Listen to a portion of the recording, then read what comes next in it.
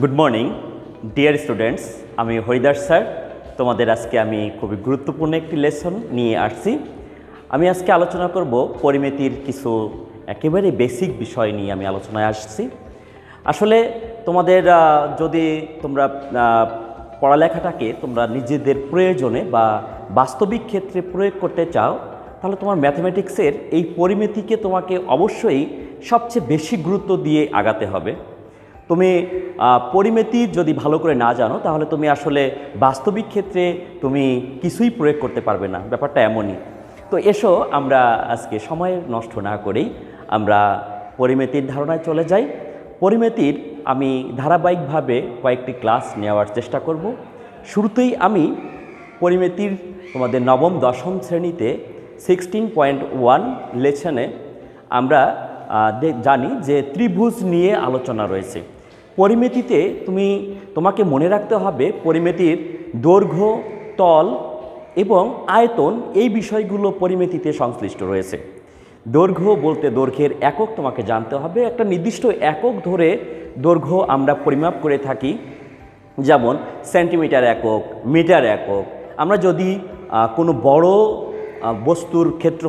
বস্তুর দৈর্ঘ্য মাপতে চাই, তখন আমরা চলে যাই সেখানে হচ্ছে কিলোমিটারে, এবং মধ্যম আকারের যদি বস্তু হয় তাহলে আমরা তার দৈর্ঘ্য মাপি মিটারে, এবং যদি ক্ষুদ্রতর বস্তু হয় তাহলে সেক্ষেত্রে আমরা সেন্টিমিটার এককে আমরা দৈর্ঘ্য পরিমাপ করে থাকি। তাহলে আমাদের প্রত্যেকটি একক সম্পর্কে কিন্তু ভালো ধারণা থাকতে হবে।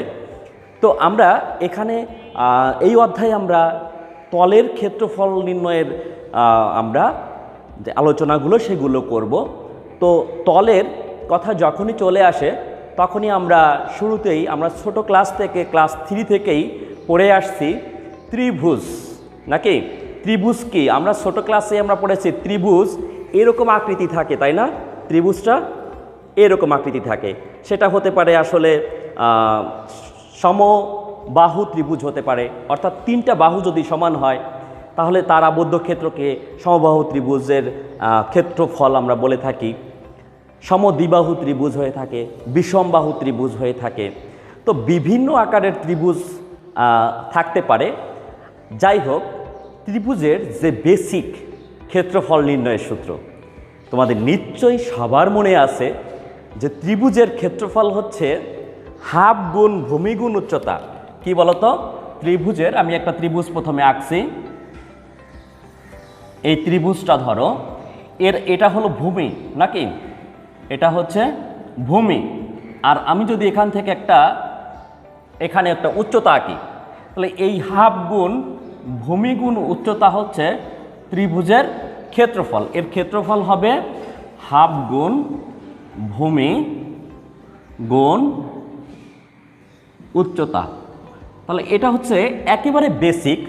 তুমি একেবারে ছোট ক্লাস থেকেই এই সূত্রটা শিখে আসছো যে হাফ গুণ ভূমি গুণ উচ্চতা, এটা হচ্ছে ত্রিভুজের ক্ষেত্রফল। তো ত্রিভুজের ক্ষেত্রফল, যে কোনো ক্ষেত্রফলের একক হচ্ছে বর্গ একক। তুমি যদি মিটারের মাধ্যমে প্রকাশ করতে চাও তাহলে সেটা হবে বর্গ মিটার। ক্ষেত্রফলের একক হবে বর্গ একক। মনে রাখবে তোমরা, যেমন কোনো দৈর্ঘ্যের একক, যে কোনো দৈর্ঘ্যের একক জাস্ট একক। মিটার হলে মিটার, সেন্টিমিটার হলে সেন্টিমিটার, কিন্তু ক্ষেত্রফলের একক হচ্ছে বর্গ একক। একইভাবে যদি আয়তনের কথা বলি তাহলে সেখানে হবে ঘন একক। আয়তনের যে পরিমিতি সেটা আমরা আলোচনা করব সর্বশেষ অধ্যায়, অর্থাৎ 16.4 যে অধ্যায়টা রয়েছে সেই অধ্যায় হচ্ছে আয়তন সংশ্লিষ্ট পরিমিতিগুলো রয়েছে। তো এই অধ্যায়টিতে জাস্ট প্লেন বা সমতল, এই সমতলের ক্ষেত্রফলগুলো আমরা জানব। তো এই ভূমিগুণ উচ্চতা হচ্ছে প্রাথমিক যে ত্রিভুজের ক্ষেত্রফল, এটা আমরা 1 নাম্বার দিয়ে শিখব। 2 নাম্বারে আছে যদি বিষমবাহু ত্রিভুজ হয়, যদি তিনটা বাহু যদি সমান না হয়। হ্যাঁ, আমরা একটা ত্রিভুজ আঁকি। ধরো এই ত্রিভুজটা একটা দিলাম এ, একটা দিলাম বি, একটা দিলাম সি, তিনটা বাহু। এই ত্রিভুজের ক্ষেত্রফল নির্ণয়ের একটি সূত্র আছে। আমরা শুধু সূত্রগুলো সংক্ষেপে আলোচনা করছি। আমি যদি সূত্রে এর ব্যাখ্যায় যাই আসলে তোমাদেরও বোরিং লাগবে ব্যাপারটা, আর সেটা ব্যাখ্যাটাও বেশ একটা বড়। যদি তোমরা পরবর্তীতে চাও আমি সেই ব্যাখ্যায় যেতে পারবো, বাট আজকে আমি ব্যাখ্যাটা না দিয়ে সূত্রটাই তোমাদের লিখছি। আসলে তোমাদের ম্যাথমেটিক্স সমাধান করতে সূত্রটাই বেশি প্রয়োজন। আমরা বিষমবাহু ত্রিভুজের ক্ষেত্রে পরিসীমা নির্ণয়ের সূত্র জানি কি বলতো? পরিসীমা হচ্ছে 2s। পরিসীমা হলো তিন ত্রিভুজের পরিসীমা, তিন বাহুর যোগফলকে বলা হয় পরিসীমা, বা আমরা বলতে পারি ত্রিভুজের দৈর্ঘ্য। হ্যাঁ, আমরা এই কথাটা দৈর্ঘ্য বলতে আমরা বুঝি তিনটা বাহুর যে দৈর্ঘ্যের যোগফল, সেটাই হচ্ছে ত্রিভুজের পরিসীমা। তাহলে আমরা তিনটা বাহুর যোগফল আমরা বের করি, a plus B plus C. এই তিন বাহুর যোগফল হচ্ছে ত্রিভুজের পরিসীমা। তাহলে s ইকুয়াল টু কি? অর্ধ পরিসীমা। এখানে যদি 2s আমরা দিয়েছি পরিসীমা, তাহলে s হচ্ছে অর্ধ পরিসীমা। তাহলে অর্ধ পরিসীমা হলো a plus B plus C divided by 2, অর্ধ পরিসীমা। এখন এই অর্ধ পরিসীমার মাধ্যমে আমরা এই ত্রিভুজের ক্ষেত্রফল নির্ণয় করে থাকি। তো সেই ক্ষেত্রফলের সূত্র কি? ক্ষেত্রফলের সূত্র হচ্ছে root over of s into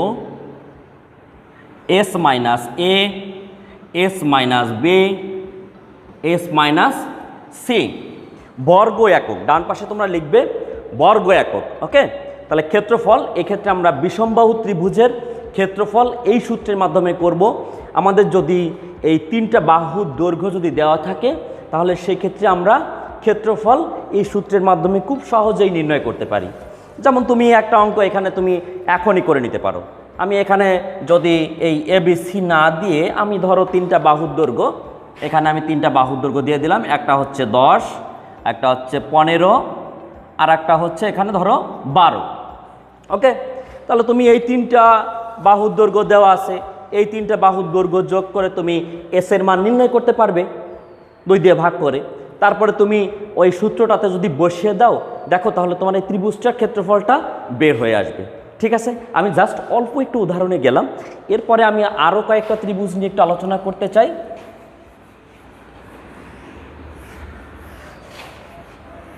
আচ্ছা, আমরা যে প্রথম ত্রিভুজটা লিখেছি হাফ গুণ ভূমি গুণ উচ্চতা, শিক্ষার্থী বন্ধুরা তোমরা মনে রাখবে এই বেসিক ত্রিভুজ থেকেই কিন্তু সব ত্রিভুজের ক্ষেত্রফলই আসছে।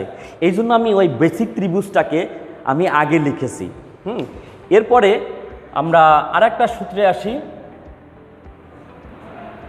সমবাহু ত্রিভুজ। সমবাহু ত্রিভুজ কি বলতো?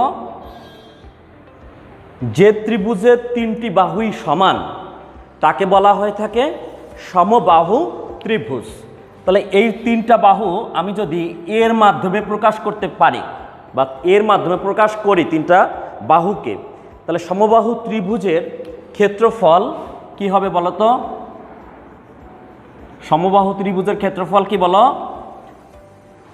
√3/4 a স্কোয়ার, আমরা এখানে লিখব বর্গ একক।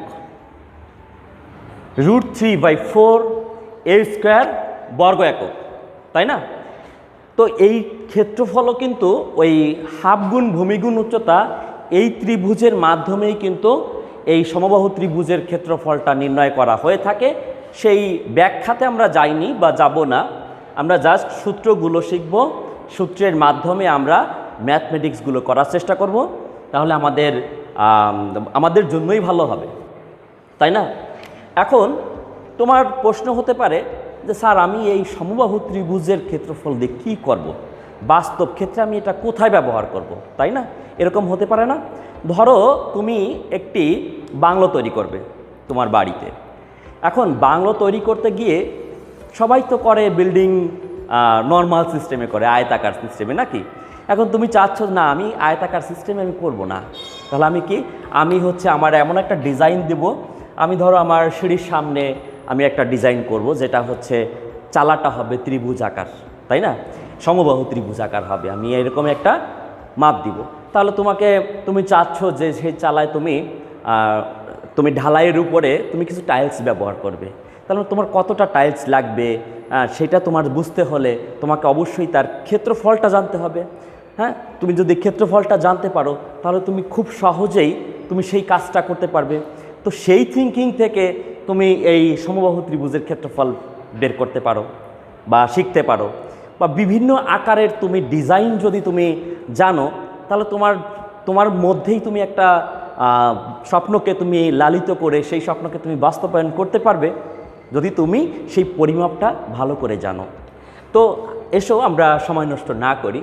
ধরো একটা সমবাহু ত্রিভুজের একটা বাহুর দৈর্ঘ্য দেওয়া আছে। হ্যাঁ, কি দেওয়া আছে? একটা বাহুর দৈর্ঘ্য ধরো আমরা জানি, দেখলাম যে 10 সেন্টিমিটার বা মিটার দেওয়া আছে। একটা সমবাহু ত্রিভুজের একটা বাহুর দৈর্ঘ্য 10 মিটার দেওয়া আছে। তাহলে তার ক্ষেত্রফল তুমি খুব সহজেই নির্ণয় করতে পারবে।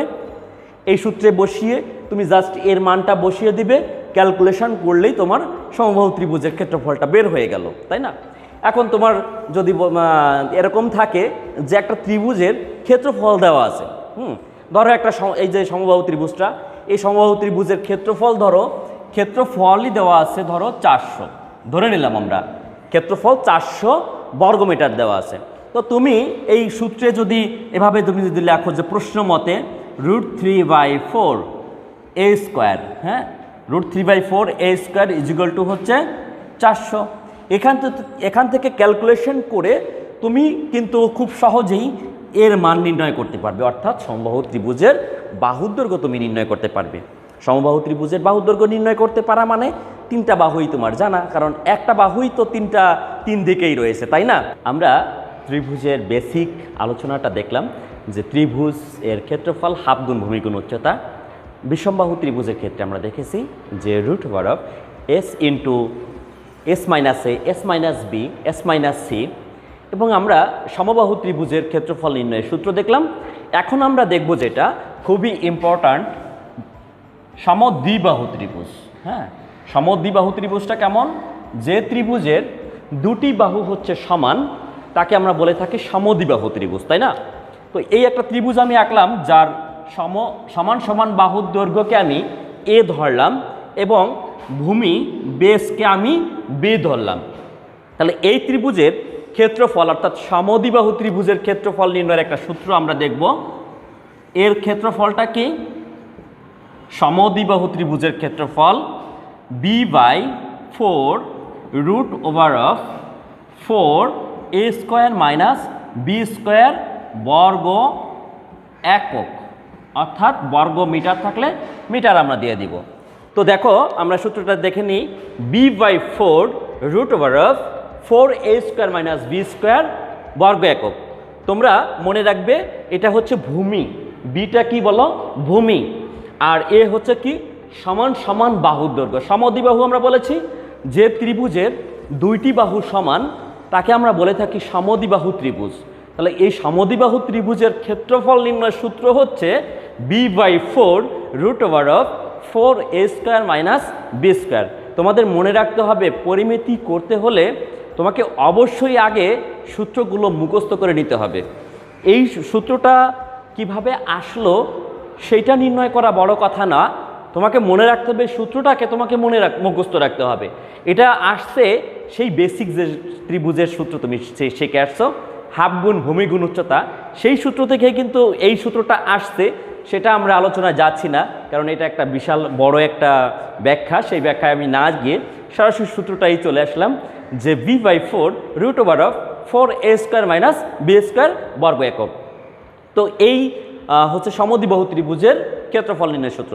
এখন যদি মনে করো এই সমান সমান বাহুর দৈর্ঘ্য যদি বলে যে 10 মিটার হচ্ছে সমান সমান বাহুর দৈর্ঘ্য, আর ভূমির পরিমাণ যদি মনে করো দেওয়া থাকে এখানে 6 মিটার, যদি এরকম দেওয়া থাকে বা কম বেশি থাকতে পারে, এরকম যদি দেওয়া থাকে তাহলে তুমি খুব সহজেই কিন্তু এই মানগুলো বসিয়ে এই সমদ্বিবাহু ত্রিভুজের ক্ষেত্রফল নির্ণয় করতে পারো খুব সহজেই। আবার দেখা যাচ্ছে যে একটা ত্রিভুজের সমান সমান বাহুর দৈর্ঘ্য 10 মিটার দেওয়া আছে এবং তার ক্ষেত্রফল দেওয়া আছে ধরো এখানে 600, ধরো 600 আমি ধরে নিলাম। হ্যাঁ, এই ক্ষেত্রফল দেওয়া আছে, সমান সমান বাহুর দৈর্ঘ্য দেওয়া আছে। তোমাকে বের করতে বলো যে ভূমির দৈর্ঘ্য নির্ণয় করো, তাহলে তুমি ভূমির দৈর্ঘ্য খুব সহজেই নির্ণয় করতে পারবে। তুমি যদি এখানে সমান সমান বাহুর দৈর্ঘ্য এখানে যদি বসিয়ে দাও, দেখো 4, এখানে আমি যদি 10 বসিয়ে দিই তাহলে এখানে একটা মান আমি পাবো, যে মানটা হচ্ছে বি এর মাধ্যমে আসবে, একটা রাশি পাবো আমি। তো এই যে রাশিটা আমি পেলাম সেই রাশিটা সমান আমি এই ক্ষেত্রফল 600 দিয়ে দিলাম, হ্যাঁ, প্রশ্ন মতে করে। এরপরে আমি ক্যালকুলেশন করে সেই বি এর মান আমি খুব সহজেই বের করতে পারবো, তাই না? ক্যালকুলেশন করে আমি বি এর মান বের করতে পারবো। এভাবে আমি যদি আমাদের সমান সমান বাহুর দৈর্ঘ্য নির্ণয় করতে বলে, যদি ভূমির মান দেওয়া থাকে, সমান সমান বাহুর দৈর্ঘ্য নির্ণয় করতে পারে, বলতে পারে, ক্ষেত্রফল দেওয়া থাকলো, তুমি খুব সহজেই সূত্রে বসিয়ে করতে পারবে। হ্যাঁ, আমরা যখন ম্যাথমেটিক্সে যাব অনুশীলনীতে তখন দেখবে তুমি এটা খুব ইজি। তো আর একটা বিষয় হচ্ছে যে এই যে সূত্রগুলো আর এবং পরিমিতির বিভিন্ন আলোচনার সময় তুমি দেখবে যে একটা সূত্র তোমার বারবার আসে। সেই সূত্রটা কি জানো তোমরা? বলতে পারবে? সমকোণী ত্রিভুজের ক্ষেত্রে সূত্রটা আবিষ্কার করছেন একজন গণিতবিদ। কে তোমরা বলতে পারবে সেটা? ম্যাথমেটিক্সে যার অবদান অনেক অনেক বেশি, বিশেষ করে জ্যামিতিতে যার অবদান মানে বলে শেষ করা যাবে না, সেই ব্যক্তি হচ্ছে পিথাগোরাস। হ্যাঁ, যে সমকোণী ত্রিভুজের ক্ষেত্রে যিনি একটি সূত্র দিয়েছেন, সেই পিথাগোরাসের সূত্রটা আমরা বিভিন্ন ক্ষেত্রে ইউজ করে থাকি। আমরা এই অধ্যায়েও ইউজ করব, বিভিন্ন অধ্যায় দেখবে চলে আসবে পিথাগোরাসের সূত্রটা চলে আসে। তাহলে পিথাগোরাসের সূত্রটা কি বলো তো? আমরা সমকোণী ত্রিভুজের ক্ষেত্রে একটা বিষয় জানি যে সমকোণের বিপরীত বাহু, বিপরীত জানি তো আমরা। এখানে যদি দাঁড়িয়ে থাকি, কোনো একজন দর্শক যদি এখানে দাঁড়িয়ে থাকে, তাহলে তার বিপরীত মানে চোখ দিক যেদিকে যায় সেটা হচ্ছে তার বিপরীত। তাহলে এখান থেকে এর বিপরীতটা হচ্ছে মূলত এটা। তাহলে সমকোণের বিপরীত বাহুকে বলা হয় অতিভুজ। কি বলে বলো? অতিভুজ। সমকোণের বিপরীত বাহুকে অতিভুজ বলা হয়। আর অন্য যে দুই বাহু, এটাকে বলা হয়, আমি যদি এখানে একটা কোণ ধরি, সূক্ষ্মকোণ, তাহলে সূক্ষ্মকোণের বিপরীত পাশের যে বাহুটা তাকে আমরা বলে থাকি বিপরীত বাহু। হ্যাঁ, বিপরীত বাহু, অথবা তার আরেকটা নাম আছে লম্ব। কি নাম বলো তো? লম্ব। বিপরীত বাহুকে আমরা লম্ব হিসেবে প্রকাশ করতে পারি। আর এই যে ভূমি, এটাকে বলা হয় ভূমি বা সন্নিহিত বাহু। সন্নিহিত বাহু কেন? এটার সাথে যে বাহুটা তাকে আমরা বলে থাকি সন্নিহিত বাহু বা ভূমি। ভূমি দিয়ে আমরা প্রকাশ করে থাকি। তাহলে এই পিথাগোরাসের সূত্রটা কি আসলে? পিথাগোরাস কি কাজ করেছিলেন? পিথাগোরাস সূত্রটা এভাবে যে অতিভুজ স্কোয়ার, অতিভুজ, আমরা এখানে অতি দিয়ে লিখি, অতিভুজ স্কোয়ার সমান অপর দুই বাহুর স্কোয়ার। অপর দুই বাহু কি? লম্ব, লম্ব স্কোয়ার প্লাস ভূমি স্কোয়ার।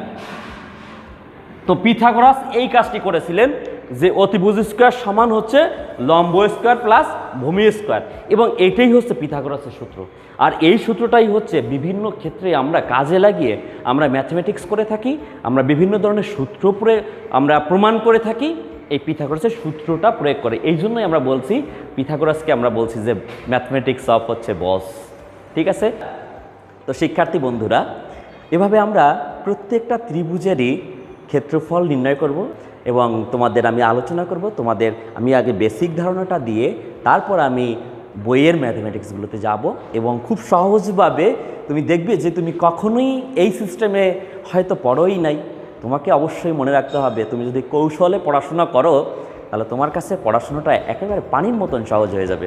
তো ঠিক আছে শিক্ষার্থী বন্ধুরা, আজকে আমার লেসনটা এখানেই শেষ করছি। তোমরা সবাই ভালো থাকো, সুস্থ থাকো। সবাইকে অসংখ্য ধন্যবাদ।